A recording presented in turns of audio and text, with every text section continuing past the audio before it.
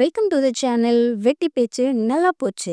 இன்னைக்கு நம்ம big Boss season 9ஓட 12வது நாள் எபிசோடு தான் பார்க்க போறோம். எபிசோடு ஆரம்பிக்கும் போதே எல்லாரும் லிவிங் ஏரியால இருக்கிறாங்க. ஹவுஸ்மேட்ஸ் எல்லாரும் இந்த வாரத்துக்கான பெஸ்ட் பெர்ஃபார்மரா 2 பேரை சூஸ் பண்ணணும். அதுவும் பிக் பாஸ் ஹவுஸ்ல இருந்து மட்டும்தான் எடுக்கணும் அப்படின்னு சொல்லி பிக் பாஸ் சொல்றாரு. பெஸ்ட் பெர்ஃபார்மர் வாங்குற 2 பேரும் வீட்டுத்தல போட்டியில கலந்துக்கலாம் அப்படின்னு சொல்றாரு. போன டாஸ்க்ல கம்ருதீன் வின் பண்ணதால அவர் டைரக்டா வீட்டுத்தல டாஸ்க்ல கலந்துக்கலாம் அப்படின்னு சொல்றாரு. கெமி கனியும் சபரியும் சொல்றாங்க.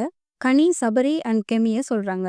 கலை எஃப்ஜே சொல்றாரு. அவன் நல்லா பாட்டு பாடி என்டர்டெயின் பண்றான். அப்புறம் பிரவீன்ராஜ் அவரும் ஒரு குட் ஆக்டர். அந்த வகையிலையும் அப்புறமா பாட்டு பாடியும் என்டர்டெயின் பண்றாங்க அப்படின்னு சொல்லி சொல்றாரு. அரோரா சபரி அண்ட் கனியை சொல்றாங்க. அப்சராவும் சபரி அண்ட் கனியை சொல்றாங்க. எஃப்ஜே விக்ரம் அப்புறம் சபரியை சொல்றாரு. சபரி விக்ரம் அப்புறம் கெமியை சொல்றாங்க. அப்புறமா ஆதிரை, ஒரு கேப்டன்ஷிப்புக்கு பொறுமை ரொம்ப முக்கியம். ஸோ பொறுமையே இல்லாத எஃப்ஜே அதை எப்படி கையாள போறான், அதை எப்படி ஹேண்டில் பண்ணுவான் அப்படின்னு எனக்கு பார்க்கணும். அதுக்காக நான் எஃப்ஜே சொல்றேன் அப்படின்னு சொல்லி சொல்றாங்க. அப்புறம் சபரி சொல்றாங்க. சபரி அவங்க கிட்ட பொறுமை கடல் அளவு இருக்கு அப்படின்னு சொல்றாங்க. இதுக்கப்புறம் தான் நம்ம அயன் ஹார்ட் லேடி பாரு சொல்றாங்க. ஆல்வேஸ் உமன் பவர், அதனால நான் கனியக்கா சொல்றேன் அப்படின்னு சொல்லி சொல்றாங்க. அப்புறமா எஃப்ஜே ஆதிரி சொன்ன அதே ரீசனே சொல்றாங்க. பொறுமையா அவ எப்படி ஒரு தலை பொறுப்பை கையாளுறான் அப்படின்னு நான் பார்க்கணும்னு இருக்கேன் அப்படின்ற மாதிரி சொல்றாங்க. இதுக்கப்புறமா திவாகர் வராரு. நேத்து பிக் பாஸ் உங்களுக்கு கிடைச்ச இந்த பிளாட்ஃபார்மை நீங்க யாருமே யூஸ் பண்ணாம வேஸ்ட் பண்றீங்க அப்படின்னு சொன்னதாலோ என்னமோ தெரியல. எடுத்த உடனேவும் நடிப்பு அரக்கன் வாட்டர்மெலன் ஸ்டார் டி டாக்டர் திவாகர் பிபிடி அப்படின்னு சொல்லி ஆரம்பிக்கிறாரு. என்னோட ஃபர்ஸ்ட் ஓட் கோஸ் டு கனியக்கா அப்படின்னு சொல்லி சொல்றாரு. அது மட்டும் இல்லம்மா, நேச்சுரலாவே எனக்கு ஜட்ஜ் பண்ற பவர் ரொம்ப இருக்கு. அது அவங்க கிட்டயும் என்னை விட அதிகமா இருக்கு. இன்னொன்னு மோர் மெச்சூரிட்டி. அப்புறமா மெடிக்கல் ப்ரொஃபஷன்ல சைக்காலஜிக்கலி நான் ஃபைண்ட் அவுட் பண்ணியிருக்கேன். ஸோ நியாயமான முறையில விளையாடுற 2 பீப்புள் கனி அண்ட் அப்சரா அப்படின்னு சொல்லிட்டு போறாரு. வியானா விக்ரம சொல்றாங்க. விக்ரம் ஒரு என்டர்டைன்மெண்ட்டாவும் நல்லா பண்றாரு. பிளஸ் அவர் வீட்டு தலையா வந்தா நியாயமான முறையில அந்த பக்கம் இந்த பக்கம் சாயாம நடுநிலையா இருந்து வழி நடத்துவாரு. அதுக்கு அவரு தகுதியானவர் அப்படின்ற மாதிரி சொல்றாங்க. கெமி கிட்ட ஒரு பாசிட்டிவிட்டி நல்லா இருக்கு. ஸோ அவங்கள சொல்றேன் அப்படின்ற மாதிரி சொல்றாங்க. அப்புறமா வினோத் பிரவீன்ராஜ் சொல்றாரு. பாரு அவ்வளோ கத்தி அவ்வளோ இது பண்ணிட்டு இருக்கும்போது அவங்க பொறுமையா உட்காந்து அவளுக்கு என்ன பிரச்சனை என்ன ஏதுன்னு கேட்டு பொறுமையா கையாண்டாங்க. ஸோ அதனால நான் கனி சொல்றேன் அப்படின்னு சொல்லி வினோத் சொல்றாரு. ரம்யாவும் கனியக்கா நியாயம் எந்த பக்கம் இருக்கோ அந்த பக்கம் பேசுவாங்க, கரெக்டா இருப்பாங்க. அதுக்கு கேப்டன் ஆகிறதுக்கான எல்லா தகுதியும் அவங்களுக்கு இருக்கு அப்படின்னு சொல்லி சொல்றாங்க. கெமி ஸ்போர்ட்ஸ்ல ஒரு புலி, என்னாலேயே அவங்கள ஜெயிக்க முடியல அப்படின்ற மாதிரி சொல்றாங்க. நேத்து வாங்கின அடி அவ்வளோ பேச வைக்குது போல. அப்புறமா சுபிக்ஷா சபரி அண்ட் விக்ரம் 2 பேரும் அவங்களுக்கு கொடுத்த டாஸ்க்கை கரெக்டா பண்ணாங்க. ஸோ கேப்டன்ஷிப்பும் அதே மாதிரி பண்ணுவாங்க அப்படின்னு சொல்றாங்க. அப்புறமா பிரவீன்ராஜ் விக்ரம் சொல்றாரு. அடுத்ததா அக்காவா மற்றவங்களுக்கு ஒரு தாயா இங்க ஒருத்தங்க தேவை. அந்த வகையில நான் கனியக்காவை சொல்றேன் அப்படின்ற மாதிரி சொல்றாரு. ஸோ மெஜாரிட்டியா கனி அப்புறம் சபரிக்கு ஓட் அதிகமா விழுந்ததுனால இந்த வீக்கோட பெஸ்ட் பெர்ஃபார்மர் அப்புறம் வீட்டுத்தல டாஸ்க்லயும் கலந்துக்கலாம் அப்படின்னு பிக் பாஸ் சொல்றாரு. இப்போ ஒஸ்ட் பெர்ஃபார்மர் யாருன்னு சொல்லணும். இது 2 ஹவுஸ்ல இருக்கிறவங்களுக்கும் அடங்கும் அப்படின்னு சொல்லி சொல்றாரு. கனி வியனா அப்புறம் அரோராவை சொல்றாங்க. ஃபாரு நான் பிபி ஹவுஸ்ல இருந்து சூப்பர் டீலர் ஹவுஸ்க்குள்ள வந்ததுக்கு அப்புறமா எனக்கு சூப்பர் டீலக்ஸ் ஹவுஸ்க்குள்ள இருக்கிறவங்க எப்படி இருக்காங்க அப்படின்னு தெரிஞ்சது. டீலக்ஸ் ஹவுஸ்ல இருக்கிற சில பேர் அந்த வீடே அவங்களுக்கு தான் சொந்தம் அப்படின்ற மாதிரி ஒரு விஷயம் பண்ணிட்டு இருக்காங்க. எனக்கு சொல்லணும் அப்படின்னா 4 பேரை சொல்லணும். ஆனா இப்போ 2 பேர் தான் சொல்ல முடியும் அப்படின்றதுனால சுபிக்ஷா அப்புறம் ரம்யாவை சொல்றேன் அப்படின்னு சொல்லி சொல்றாங்க. இப்ப பிக் பாஸ் கேட்டதுக்கும் இந்த புள்ள பதில் சொன்னதுக்கும் ஏதாவது சம்மந்தம் இருக்கா? ஒஸ்ட் பெர்ஃபார்மர் யாருன்னு கேட்டா சம்மந்தமே இல்லாம பதில் சொல்லிட்டு இருக்கு. அதுக்கப்புறமா சுபிக்ஷா ஆதிரே அண்ட் அரோராவை சொல்றாங்க. ஆதிரே ஒரு டீம் ஒர்க்கே இல்ல அப்படின்ற மாதிரி சொல்றாங்க. அப்புறமா ஆதிரே அரோரா நேம் சொல்றாங்க. அவங்க எதுலையுமே கலந்துக்கல அப்படின்னு சொல்றாங்க. வியானா டீலக்ஸ்ல இருக்க பவரை யூஸ் பண்ணணும், எங்களை தங்கமா அதை பார்த்துக்கணும் அப்படின்ற மாதிரி அவங்க யோசிச்சு ஒன்று பண்றாங்க. பட் அது அவ்வளோ சரியா இல்லை. எல்லாரும் ட்ரெஸ் பண்ணி ரெடி ஆகி வந்ததுக்கு அப்புறமா வெசல் வாஷ் பண்ண சொல்லிட்டு இருந்துட்டு எனக்கு பிடிக்கல அப்படின்ற மாதிரி சொல்லிட்டு இருக்காங்க. ஏன் பிடிக்காம போகுச்சுன்னா அடுத்ததா அந்த பாத்திரத்தை கழுவுனது எஃப்ஜே. ஸோ வியானா ஆதிரே சொன்னதை மறுக்கிறாங்க. என்னால் இதை ஒத்துக்க முடியாது. நீ எனக்கு வேலிடான ஒரு பாயிண்ட் சொல்லு. இது பர்சனலா எனக்கான ஒரு விஷயம் மட்டும் கிடையாது. ஆக்சுவலா அந்த விஷயத்துல அந்த ஃபைட்ல மெயின் நானே கிடையாது. ஸோ நீ எனக்கு என்ன சொல்றதா இருந்தா நீ இந்த பாயிண்ட் சொல்லாத, வேலிடான ஒரு பாயிண்ட சொல்லு அப்படின்ற மாதிரி சொல்றாங்க. அது ஆதிரே மறுத்து, இல்ல இது என்னோட ஃபீலிங், நான் ஃபீல் பண்ணது, என்னோட ஒப்பீனியன். நாங்க கழுவுனா வந்து ரூல்ஸ் பிரேக் பண்ற மாரி ஆயிருமா? அப்ப பனிஷ்மென்ட் எங்களுக்கு கிடைக்குமான்னு சொல்லும்போது, அந்த இடத்துல நீங்களும் தான் இருந்தீங்க அப்படின்ற மாதிரி ஆதிரி சொல்றாங்க. அப்புறம் வினோத் வந்து ஆதிரிய சொல்றாங்க. பிக் பாஸ் ஹவுஸ்ல இருந்து அவங்க இங்க வந்ததுக்கு அப்புறமா, எங்ககிட்ட வந்து அந்த ஹவுஸ்ல இருக்கிறவங்க இந்த மாதிரி தான் வந்து கஷ்டப்படுறாங்க. இந்த மாதிரிலாம் இருக்கிறாங்க. ஸோ நம்ம வந்து இத பண்ணலாம் அப்படின்னு சொல்லி எங்களுக்கு வந்து கொஞ்சம் அட்வைஸ் பண்ணியிருக்கலாம். ஆனா அவங்க அத பண்ணல. அப்புறமா அரோரா வந்து ஒர்க்ல வந்து இன்வால்வ்மென்ட்டா இருக்க மாட்றாங்க. எதுவுமே பண்ண மாட்றாங்கன்ற மாரி சொல்றாரு. அப்புறமா வியானா வந்து அரோராவ சொல்றாங்க. அரோரா வந்து பேசும்போது டக்கு டக்கு டக்குன்னு வார்த்தைய வந்து விட்டுர்றாங்க. அதுக்கப்புறமா அவங்க ரியலைஸ் பண்ணி ஒண்ணு பண்றாங்க. ஸோ, அவங்க ஏதாவது பேசுனா வந்து அது தப்பாகிடுமோ அப்படின்றதுக்காகவே நெறைய பேசாம இருக்காங்க அப்படின்ற மாரி வியானா சொல்றாங்க. இதுக்கப்புறம் ஆதிரிய சொல்றாங்க. ஆதிரிய வந்து எப்பவுமே எஃப்ஜேக்கு வந்து ஃபேவராவே இருக்கிறாங்க. எங்களோட டீமோட சேர்ந்து கோஆர்டினேட் பண்ணல. ஒரு டாஸ்க்ன்னு வரும்போது, அவங்க அப்பவுமே வந்து எங்க டீமுக்காக விளையாடல. இண்டிவிஜுவலா விளையாடும்போது ஓகே. அவங்க என்ன வேணா பண்ணிக்கலாம். பட் வந்து ஒரு சூப்பர் டீலக்ஸ் ஹவுஸுக்குன்னு ஒரு டாஸ்க் நடக்கும்போது, அவங்க வந்து டீமா தான் ப்ளே பண்ணியிருக்கணும். அத அவங்க பண்ணல. அதனால நான் சொல்றேன்னு சொல்றாங்க. அப்புறமா அரோரா சொல்றாங்க. ரம்யா வந்து அவங்களுக்கு கொடுத்த பவர வந்து சரியா யூஸ் பண்ணிக்கல அப்படின்ற மாதிரி. அப்புறம் கலை வந்து ரொம்ப குயட்டா இருக்காங்க. பெருசா ஓப்பன் அப் ஆகலன்ற மாரி சொல்றாங்க. அப்புறமா கெமி வந்து அரோரா வந்து இந்த வீட்டோட ஒரு பாண்டா. அதாவது அவங்க வந்து தன்னோட அழக காட்டி அ துஷாரையும், கமருதீனையும் அவங்களோட வேலைய இவங்கள செய்ய வைக்கிறாங்க அப்படின்ற மாதிரி சொல்றாங்க. அப்புறமா கமருதீன்கிட்ட வந்து ஒரு டிசிப்ளின் இல்ல. ஒரு உள்ள வரதா இருக்கட்டும், ஒரு மைக் போடுறதா இருக்கட்டும், ஒரு பேசுறதா இருக்கட்டும், எதுவுமே வந்து அவரு கரெக்ட்டா இல்லன்ற மாரி சொல்றாங்க. இதுக்கப்புறமா விக்ரம் வராரு. விக்ரம் வந்து ரொம்ப பரிதாபமா, "இவர் வந்து பெஸ்ட் தான். பட் ஏன் வொர்ஸ்ட் அப்படிங்கிறதுக்கு சொல்றேன்" அப்படின்னு சொல்லிட்டு வினோத் கிட்ட, ஆனா நீங்க வந்து திட்டுங்க. உங்கள வந்து நாங்க திட்ட வேண்டான்னு சொல்லல. ஆனா ரூல்ஸ் என்னன்னு தெரிஞ்சுக்கிட்டு திட்டுங்க. நீங்க வந்து அன்னைக்கு சண்டையில வந்து ஆம்பளையா இருந்தா, அவங்க ஃபோட்டோ எடுங்கடா அப்படின்ற மாரி சொல்லிட்டீங்க. அந்த மாதிரி எடுக்கக்கூடாது. அதுதான் ரூல்ஸு. இல்லன்னா நாங்க பொம்பளையா இருந்திருந்தாலும் எடுத்திருப்போம் அப்படின்ற மாரி சொல்லவும் எல்லாரும் சிரிச்சுட்டாங்க. எங்களுக்கு என்னன்னா, நீங்க பேசுறதுக்கு எங்களால ஐயய்யோ! ஒண்ணுமே பதில் சொல்ல முடியலையே அப்படின்ற மாதிரி இருக்குன்னு சொல்றாரு. அப்புறமா அரோரா சொல்றாரு, நீங்க வந்து ஒரு விஷயம் எலிவேட் பண்ணீங்க. பட் அது எனக்கு எலிவேட் ஆன மாதிரி தெரியல அப்படின்னு சொல்லி சொல்றாரு. அப்புறமா சபரி பேசும்போது எடு வீட்ல இருக்கு, கீழ் வீட்ல இருக்கு, அங்க இருக்கு, இங்க இருக்கு அந்த மாதிரி அரோரா வந்து நீங்க இந்த சோஃபால பார்க்கலாம். அப்புறமா பெட்ரூம்ல பார்க்கலாம். அப்புறமா ஆக்டிவிட்டி அப்படின்னா கம்பல்சரியா அங்க அப்படின்னு சொல்லிட்டு, அவங்க வந்து இன்னும் தனக்காக போராடவே இல்லையோ! அப்படின்ற மாதிரி தோணுது அப்படின்னு சொல்லிட்டாரு. அப்புறமா ஆதிரிய இந்த இடத்துல வந்து வாய்க்கிலேயே ஒண்ணு பேசுனாங்க இல்லையா? இந்த மாதிரி ஒரு ஆதிரிய நான் வந்து டீலக்ஸ்ல பார்க்கல அப்படின்ற மாதிரி சொல்றாரு. அதுக்கப்புறம் கம்ருதீனும் ஆதிரிய தான் சொல்றாங்க. அவங்க டீலக்ஸ் ஹவுஸா இருந்தாலும் அதிகபட்சமா அவங்க வந்து பிக் பாஸ் ஹவுஸ்ல தான் இருக்காங்க. அவங்க வேலை வாங்குறாங்க. பட் அத இன்னும் கொஞ்சம் கிரியேட்டிவா வேலை வாங்குனாங்கன்னா, பார்க்க கொஞ்சம் நல்லா இருக்கும். அப்படின்னு சொல்லி சொல்றாரு. அப்புறம் ரம்யா வந்து லக்ஸரிய வந்து தக்க வச்சுக்கணும் அப்படின்னு மட்டும் தான் பார்க்குறாங்க. ஸோ அவங்க வந்து கொஞ்சம் நல்லா பெர்ஃபார்மன்ஸ் பண்ணா, இன்னும் நல்லாருக்கும் அப்படின்னு சொல்றாரு. அப்புறம் துஷார் சுபிக்ஷாவ சொல்றாரு. தென் ஆதிரே சொல்றாரு. அவங்க வந்து இன்னும் பிக் பாஸ் ஹவுஸ்ல இருக்கிற மைண்ட் செட்லயே இருக்காங்க. வேலை வாங்குறாங்க. பட் ஸ்பெசிஃபிக்கா வந்து அவங்களுக்கு யார் யாரெல்லாம் பிடிக்குமோ அவங்கள மட்டும் வேலை வாங்கிட்டு விட்டுறாங்க. மத்தவங்களும் இந்த வீட்ல இருக்காங்க. அவங்களுக்கும் நீங்க வந்து வேலை குடுங்க. அப்படின்ற மாரி சொல்றாரு. இப்போ வியானா ஆதிரே வந்து எஃப்ஜேக்கு ஃபேவரா இருக்காங்க அப்படின்னு சொல்லி சொன்னதால, இல்ல இல்ல அவ வேணா அப்படி இருந்துக்கட்டும். நான்லாம் அப்படி கிடையாது அப்படின்ற மாதிரி எஃப்ஜே வொர்ஸ்ட் பெர்ஃபார்மருக்கு ஆதிரிய தான் சூஸ் பண்றாரு. அவ வந்து இன்னும் அவளோட ஃபுல் பொட்டன்ஷியல காட்டல. முக்காவாசி டைம் வந்து என் கூடயே தான் இருக்கா. எனக்கே அது டார்ச்சரா இருக்கு. ஏன் பின்னாடி சுத்தத விட்டுட்டு அவ கேம விளையாடுனான்னா, இன்னும் கொஞ்சம் நல்லாருக்கும் அப்படின்ற மாரி சொல்றாரு. அப்புறம் வியன்னாவ சொல்றாரு. இவங்க வந்து தன்னோட இமேஜ் மெயின்டெயின் பண்ணிக்கிறதுக்காக ஒரு மாதிரி ஃபேக்கா இருக்காங்க அப்படின்ற மாரி சொல்றாரு. திரும்பவும் திவாகர் நடிப்பு அரக்கனோட ஜட்ஜ்மெண்ட். வினோத் டாஸ்க் வந்து விளையாடும்போது மத்தவங்க உணர்வ வந்து மதிக்க மாட்றாரு.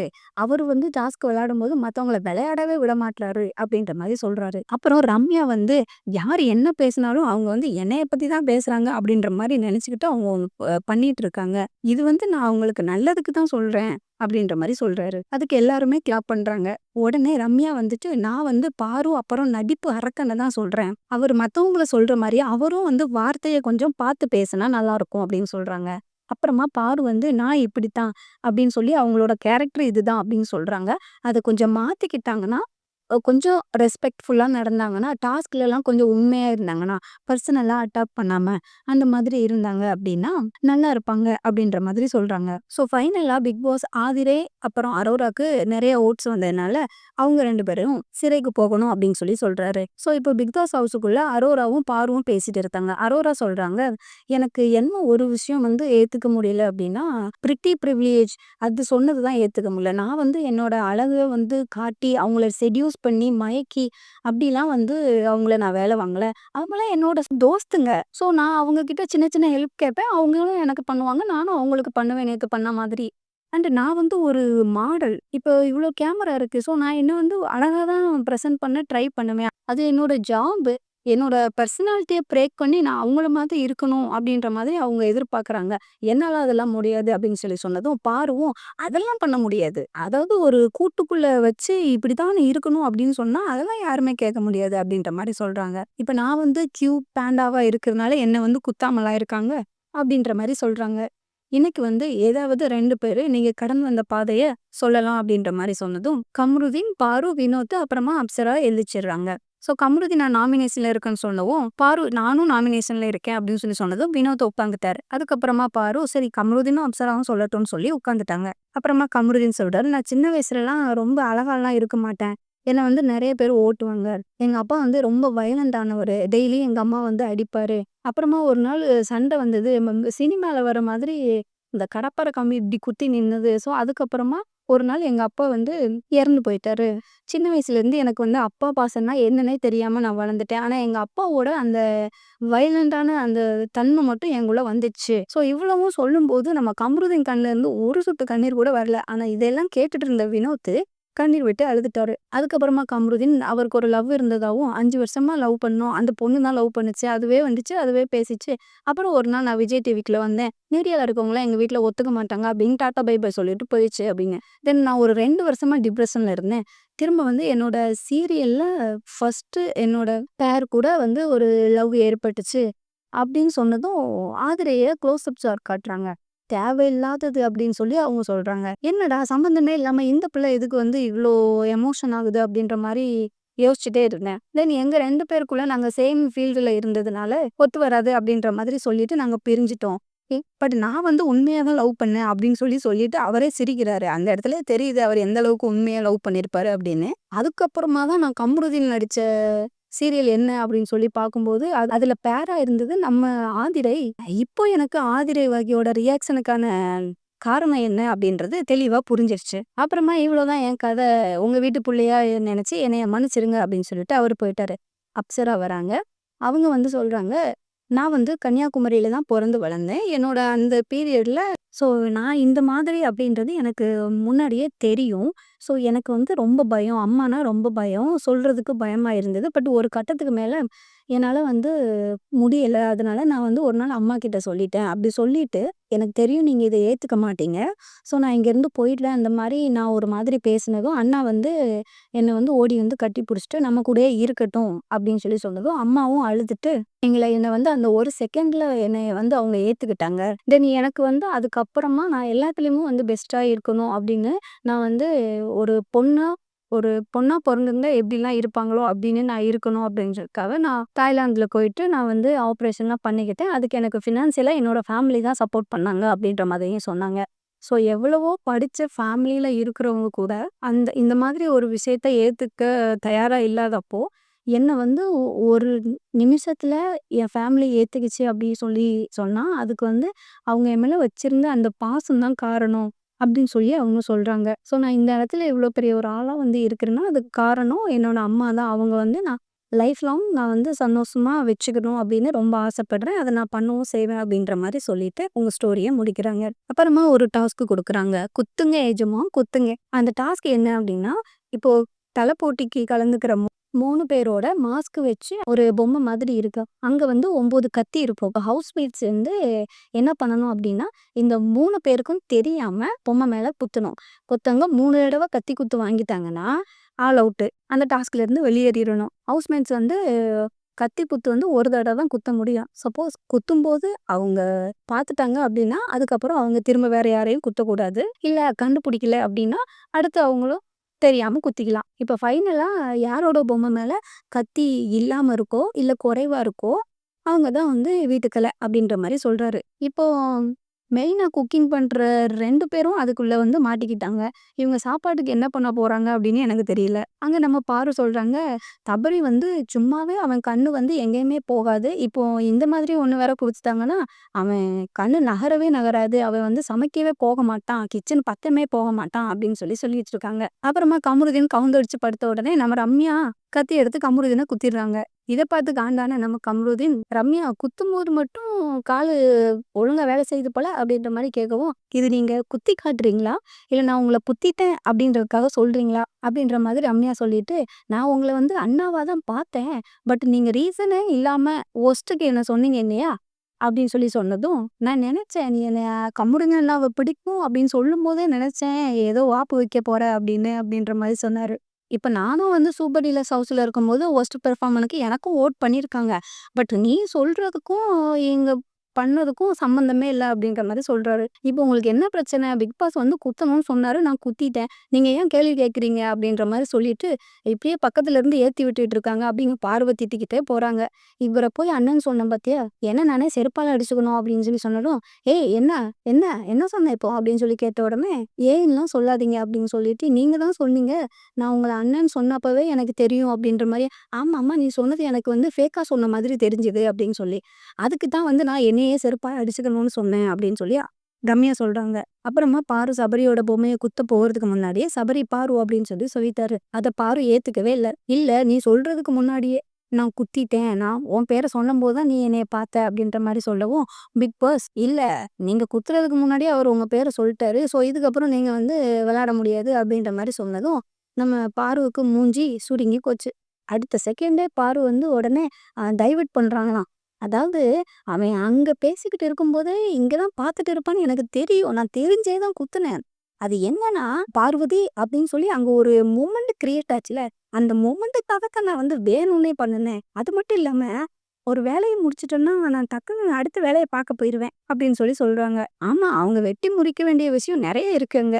அடுத்த வேல பார்க்கணும் இல்லையா? அப்புறமா விக்ரமும், பிரவீன்ராஜும் பிக் பாஸ் ஹவுஸ்குள்ள பேசிட்டு இருக்காங்க. கம்ருதீன் வந்து நாமினேஷன் ப்ரீக்காக தல பொறுப்ப எடுக்கிற மாதிரி எனக்கு வந்து கொஞ்சம் ஃபீல் ஆகுது அப்படின்ற மாரி சொன்ன உடனே, பிரவீன் சொல்றாரு, "இல்ல அவன் ஆல்ரெடி நாமினேஷன் ப்ரீல தான் இருக்கான். அப்டின்னா அவர் வந்து ஒரு மோர் அட்டென்ஷன்க்காக பண்ற மாதிரி இருக்கு. சபரி, கனி அவங்க 2 பேர்ல யார் வந்தாலும் வந்து நல்லா கொண்டு போவாங்க. கமருதீன பத்தி பர்சனலா எனக்கு எதுவும் கிடையாது. பட் லீடர்ஷிப்க்கான குவாலிட்டி வந்து நான் அவர்கிட்ட பார்க்கல" அப்படின்னு விக்ரம் சொல்றாரு. அது பேசி முடிச்ச உடனே கமருதீன் கிட்ட வந்து விக்ரம் சொல்றாரு, "உங்க பெர்ஸ்பெக்டிவ் என்னன்னு எனக்கு புரியுது.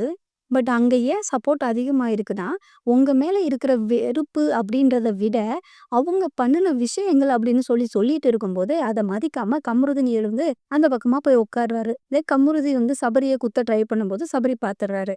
உடனேக்குமே கமருதீன் வந்து சபரிய குத்த ட்ரை பண்ணி மாட்டிக்கிட்டான் அப்படின்னு சொல்றாங்க. அப்புறமா ஹவுஸ்மேட்ஸ் எல்லாரும் வந்து அந்த 3 பொம்மையும் சுத்தி நின்னு மறைச்சு சாங் பாடிட்டு இருக்காங்க. உடனே சபரி கிச்சன்ல இருந்து ஓடி வந்து அவரும் சேர்ந்து அதுல கலந்துக்கிறாரு. அந்த பாட்டு பாடி முடிஞ்ச உடனே நம்ம திவாகர் வந்து சுப்பிரமணியபுரம் அப்படின்னு சொல்லி ஸ்டார்ட் பண்ண, உடனே நம்ம சபரி அத நிறுத்தி, இப்போ மதுரையில இருந்து நெறைய படிச்ச பசங்க வராங்க.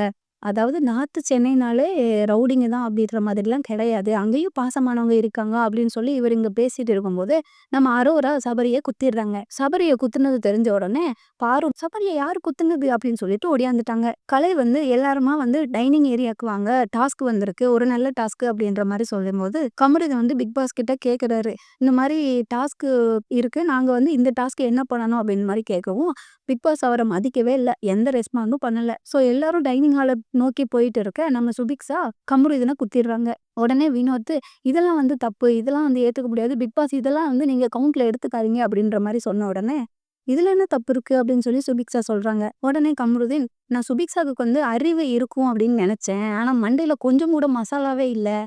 ஃபேஸ் பண்ண கத்துக்கணும் எதுவா இருந்தாலும்."